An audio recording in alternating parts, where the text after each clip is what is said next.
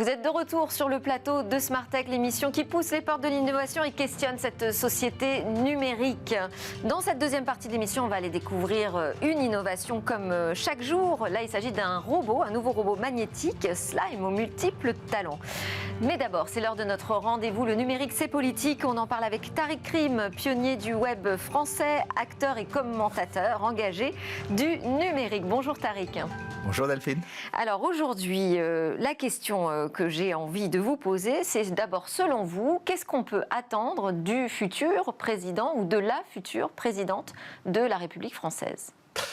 C'est une bonne question, parce que quand on voit, il faut quand même dire qu'on a eu une campagne assez médiocre en général, mais sur le numérique, c'était assez flagrant. C'est-à-dire qu'au moment où on a vu, on est en train de...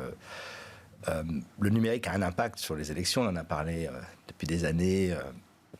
Le numérique est en train de devenir un outil militaire, puisqu'on l'a vu avec la guerre en Ukraine, la déconnexion de la Russie, se pose aussi la question de savoir comment oriente-t-on cette politique vers une économie de guerre, et puis aussi, comme on le voit bien, le nombre de problèmes qui sont liés à la vie courante et au numérique sont énormes. En fait, les conjonctions entre les deux sont très importantes, beaucoup plus qu'il y a 10 ans. Et donc, si on n'a pas de politique numérique, en fait, on n'a pas de politique pour la vie courante. Et là, pour l'instant, la campagne ne vous laisse pas très optimiste, j'ai l'impression. Non, mais pourtant, on a entendu quand même ce sujet. Oui, on a entendu. On a le sujet de la souveraineté est curieusement maintenant devenu, après avoir été ce qu'on appelait un fringe subject, un sujet un peu en marge, c'est devenu presque tout le monde a ça à la bouche. Après, on ne sait pas ce que ça veut dire derrière. Et puis la question de la régulation, alors on va peut-être en parler parce que il y a quelques points à mon avis qui me semblent essentiels.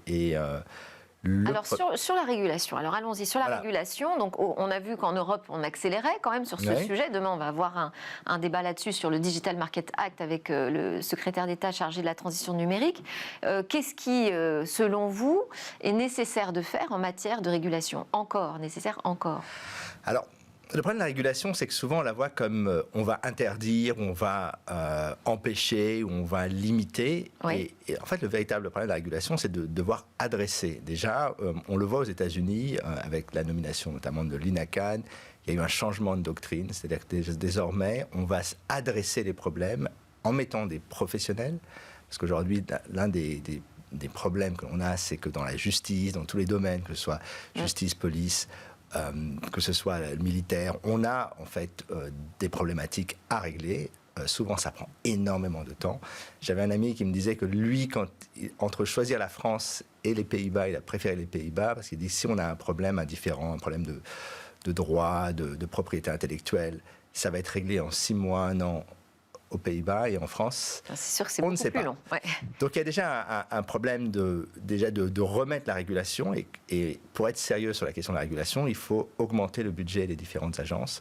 Il y a la question de l'ANSSI pour tout ce qui est cybersécurité, mais il y a aussi la question de l'autorité de la concurrence, c'est-à-dire qu'il faut que désormais l'autorité de la concurrence se saisisse de ces sujets, mais pour qu'elle puisse se saisir de ces sujets, il faut qu'elle ait des informaticiens, des gens compétents, la CNIL, etc. Donc il faut augmenter leur budget. Si on ne fait pas ça, on n'est pas sérieux. Pour monter en compétences. Absolument. Puis l'autre chose qui me semble importante, qui est une idée que je défends depuis des années, c'est l'idée d'une task force. C'est-à-dire quand finalement, quand on adresse la problématique des GAFAM ou des grandes plateformes, une partie est liée au ministère de l'Intérieur, une partie est liée au CSA, une partie est liée à la CNIL, une partie est liée à Bercy quand on parle d'optimisation fiscale, une partie est liée à la défense nationale, etc.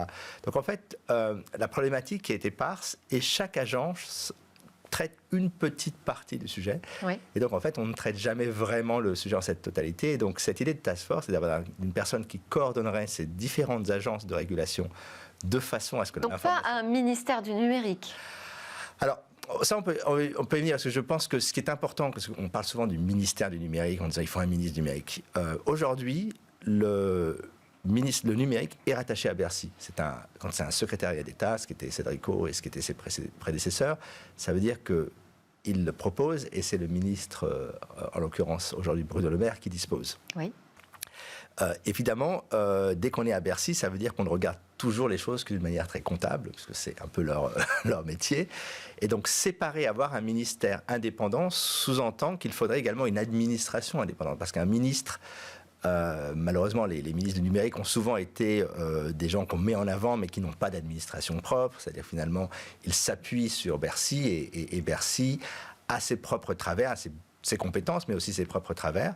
Et là, si on met en place un ministère du numérique, ça veut dire qu'il faudrait également y adjoindre une administration propre, c'est-à-dire que le ministre décide, propose un plan sur les 5 ans et que l'administration y travaille. Alors après, comment on réorganise tout ça de façon à ce qu'on ait quelque chose qui soit autonome, et quand je dis autonome, qui soit capable en fait sur la durée de répondre aux problèmes, parce que c'est un des problèmes qu'on a avec le numérique, c'est qu'il est très réactif. Ah, il y a un problème ici, on va dire qu'on va faire une loi. Ah, on a vu que les GAFAM font ci, ah, on va faire une loi. Ah, il y a un problème de la souveraineté, on va dire qu'on fait... Et en fait, il n'y a pas de vision en amont. Ça, c'est un des vrais sujets. Mais pour revenir sur la question de la régulation, je pense que ce qui est important également, c'est qu'il faut un travail de formation. C'est qu'il va falloir former les juristes, les spécialistes financiers de l'État, les fonctionnaires de l'État à ces questions numériques. Et une des choses qui pourrait être envisagée, c'est l'idée de faire des programmes de formation en quelques années, de façon à avoir dans les années qui viennent un ensemble de spécialistes, de gens qui ont une vision, une culture numérique suffisante pour pouvoir traiter ce sujet. Autre question, c'est sur un service public numérique. Ça ressemblerait à quoi ? Alors ça, c'est un sujet que j'ai proposé à quasiment tous les présidents depuis 3 ou même maintenant 4 quinquennats. J'aime bien ce qui s'est fait en Angleterre avec la BBC. D'ailleurs, à un moment donné, la BBC était tellement bonne sur l'Internet, on était au début des années 2000, que les sociétés privées étaient embêtées parce que sur les sujets qu'elles voulaient faire, à chaque fois qu'une start-up voulait se monter, en fait, la BBC avait un service de très très bonne qualité. Et aujourd'hui, quand on regarde en fait toutes les valeurs autour de toute la valeur qui existe entre l'INA, tous les programmes éducatifs de France Télévisions, la réunion des musées nationaux, enfin l'ensemble des acteurs, pourquoi ne pas construire un véritable service gratuit avec un modèle à la Wikipédia qui soit un peu l'anti-Netflix, c'est-à-dire un service où on puisse proposer à l'ensemble des Français l'ensemble des ressources éducatives, culturelles, qui soient vraiment bien faits. Et ça, je pense que... on a évidemment des services comme Salto, mais qui sont plutôt des services pour les séries télé, ce qu'il faudrait. Pour l'instant, on n'a pas connu de succès dans le domaine. Non, malgré de nombreuses initiatives et tentatives. En Finlande, les services qui sont organisés, on fait une sorte de Netflix, service public, c'est le 2e service après Netflix. Ouais. Et ce qui me semblerait intéressant, c'est de se dire, on met en ligne l'ensemble de ces ressources, on les organise et qu'on ait un véritable accès à l'éducation, accès à l'art, à la culture, qui soit en fait l'ensemble des ressources de l'État qui soient bien organisées, parce qu'aujourd'hui elles sont morcelées, et ça ne veut pas dire pour autant qu'il faut fusionner les entités, mais par contre l'idée d'organiser l'ensemble des contenus de ces différentes entités dans un service qui soit bien fait, ça me semblerait pas mal. Et ce serait aussi un acte de souveraineté numérique. Oui. L'autre sujet, c'est la souveraineté et la résilience. Parce qu'aujourd'hui, on se rend compte que que se passe-t-il si demain les câbles sont coupés? Que se passe-t-il si on entre dans un splinternet? On en avait parlé la dernière fois.